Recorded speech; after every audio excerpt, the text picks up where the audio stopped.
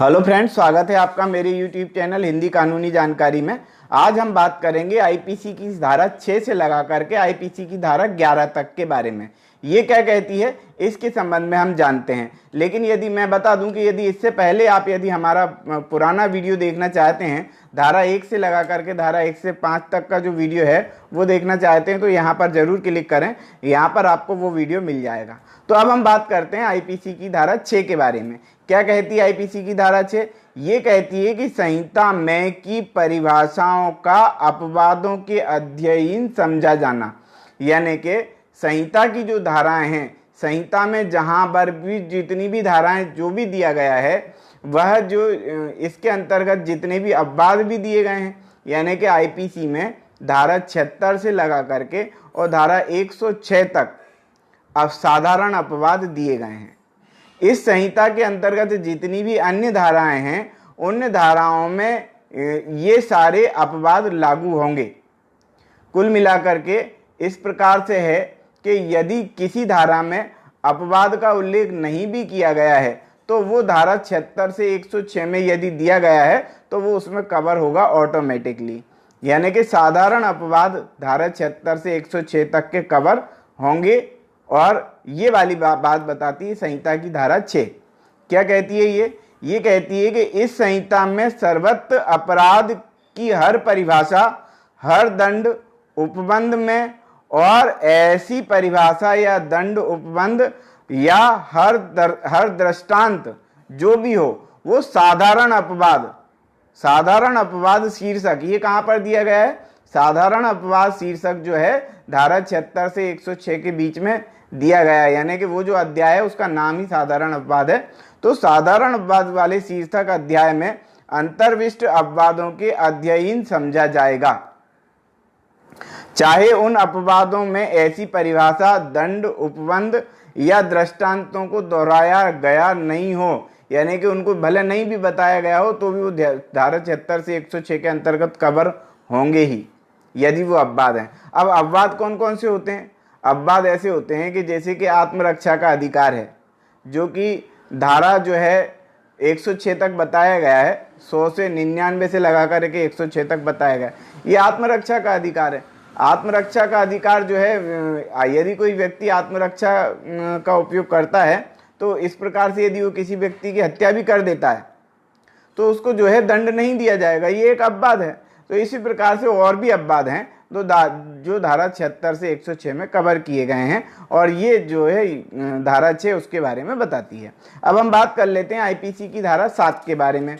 IPC की धारा 7 क्या कहती है? ये कहती है कि एक बार स्पष्टीकृत पद का भाव, यानी कि यदि किसी शब्द को एक बार स्पष्टीकरण कर दिया गया है, उसको स्पष्ट रूप से बता दिया गया है कि ये वाली चीज है, यानी कि अपराध क्या है, अपराधी कौन है, या और भी कोई चीज, अभियुक्त कौन है, आरोपी कौन है, इस प्रकार का यदि स्पष्टीकरण इसमें कहीं पर एक जगह बता दिया गया है तो फिर वह हर जगह इस संहिता में वही भाव माना जाएगा, वही शब्द का उसी अर्थ में उसका उपयोग किया जाएगा। इस प्रकार से ये बताती है आईपीसी की धारा 7।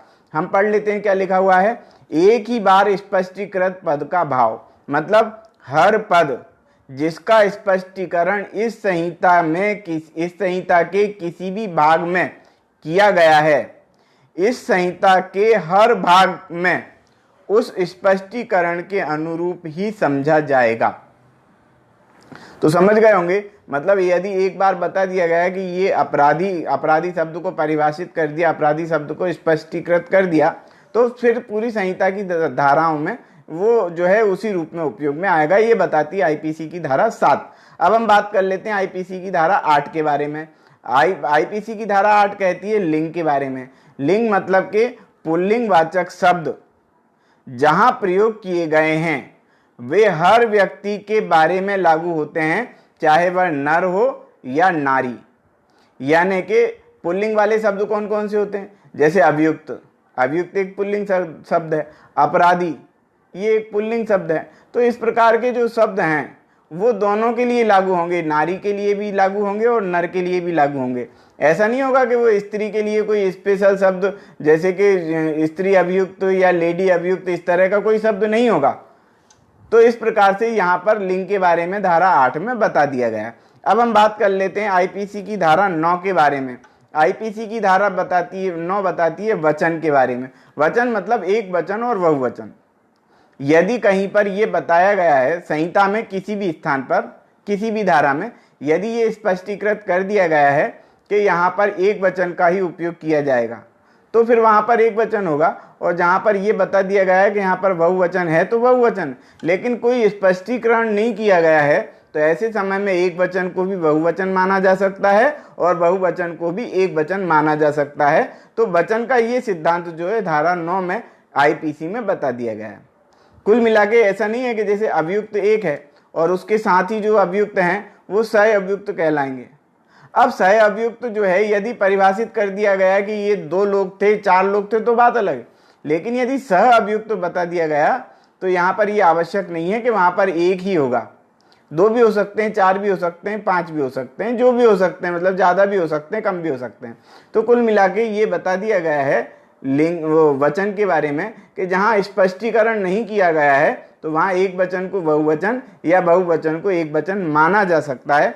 हम एक बार इसमें पढ़ लेते हैं क्या लिखा हुआ है।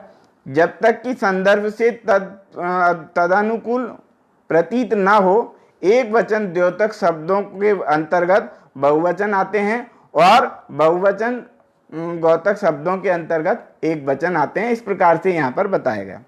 अब हम बात कर लेते हैं आईपीसी की धारा 10 के बारे में। आईपीसी की धारा 10 क्या कहती है? ये कहती है पुरुष और स्त्री के बारे में, यानी कि पुरुष कौन होगा और स्त्री कौन होगी। यहाँ पर धारा 10 के अंतर्गत बताया गया। क्या बताया? पुरुष शब्द जो है किसी भी आयु के मानव नर का द्योतक है, यानी कि पुरुष जो है शब्द किसी भी आयु का नर उसमें हो सकता है। किसी भी आयु का नर मतलब कि जो जन्म से पैदा ही हुआ है वो भी नर की श्रेणी में ही आएगा, और जो 80 साल 90 साल का भी हो चुका है वो भी नर की श्रेणी में ही आएगा। वैसे सामान्य तौर पर हम क्या मानते हैं, मतलब स्त्री और पुरुष में जो मानते हैं, क्या मानते हैं कि यदि कोई व्यक्ति जो है 30-35 साल का हो गया है उसके बाद हम उसको पुरुष कहना चालू करते हैं। इससे पहले जो है हम उसको जवान बोलते हैं, बच्चा बोलते हैं। लेकिन यहाँ पर जो बताया गया है कि पुरुष वो होगा जो चाहे किसी भी उम्र का हो, यदि वो नर है तो उसको पुरुष माना जाएगा। इसी प्रकार से चाहे वो किसी भी उम्र की हो, महिला यदि है यानी कि नारी यदि है तो उसको स्त्री माना जाएगा, चाहे वो 1 साल की हो, 6 महीने की हो, और या 6 साल की हो, या 60 साल की हो, या 70 साल की हो। इसमें मतलब कि उम्र का कोई भी इसमें नहीं है।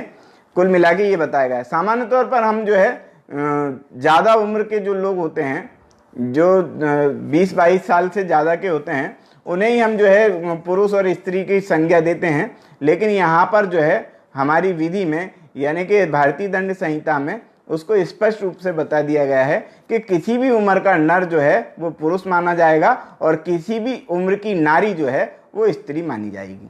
तो यहाँ पर हमने धारा 10 को समझा। अब हम बात कर लेते हैं आईपीसी की धारा 11 के बारे में। आईपीसी की धारा 11 क्या कहती है? ये कहती है व्यक्ति, यानी कि व्यक्ति कौन होगा।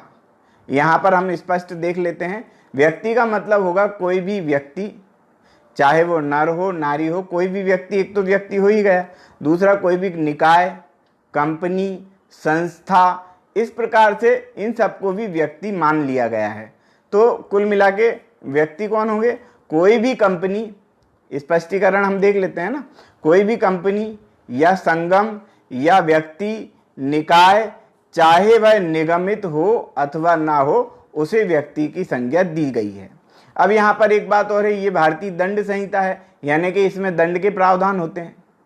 अब जैसे कोई व्यक्ति अपराध करता है तो उसको दंड के रूप में जो है उसको 6 महीने साल भर का कारावास या 10 साल का कारावास इस तरह से दे दिया जाता है, और जुर्माने से भी उसको दंडित कर देते हैं। सब बात उसमें हो जाती है। लेकिन मान लेते हैं कि कोई कंपनी अपराध कर देती है, तो उसको आप फिर कारावास की सजा कैसे देंगे? यहाँ पर ये बात आती है। तो कैसे देंगे? यदि कोई व्यक्ति है तो उसको आप जो है 10 साल की सजा दे दो, बंद कर दो उसको।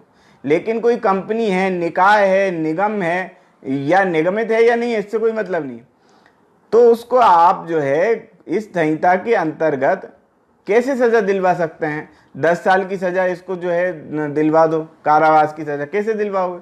तो यहाँ पर ये बताया गया है, स्पष्ट कर दिया गया है धारा 10 में ही कि यदि कोई व्यक्ति है तो उसको कारावास की सजा दी जा सकती है। लेकिन यदि कोई व्यक्ति इस प्रकार का है, मतलब ये व्यक्ति की जो संज्ञा इसमें कंपनी को भी बताया गया, तो यदि वो कंपनी है, संस्था है, तो उसको जुर्माने से दंडित किया जाएगा। यहाँ पर ये भी स्पष्ट कर दिया गया है। तो आज की वीडियो में इतना ही। मैंने आईपीसी से संबंधित जो है पूरे के पूरे 1 से लेकर के 511 धाराओं के वीडियो तैयार किए हैं। यदि आप देखना चाहते हैं तो यहाँ पर क्लिक करें, यहाँ पे पूरी आईपीसी आपको मिल जाएगी, यानी एक धारा 1 से लगा करके 511 तक की धाराएं इसमें उपलब्ध हैं। तो आज की वीडियो में इतना ही। वीडियो यदि आपको पसंद आया हो तो वीडियो को लाइक करें, शेयर करें, कमेंट्स करें, और यदि आपने हमारे चैनल को अभी तक सब्सक्राइब नहीं किया है तो सब्सक्राइब जरूर कर लें। बेल आइकॉन भी प्रेस कर दें ताकि अगली वीडियो का नोटिफिकेशन भी आपको मिल सके। ये वीडियो आपको पसंद आया हो, मैं ऐसी उम्मीद करता हूँ। तो वीडियो देखने के लिए बहुत बहुत धन्यवाद।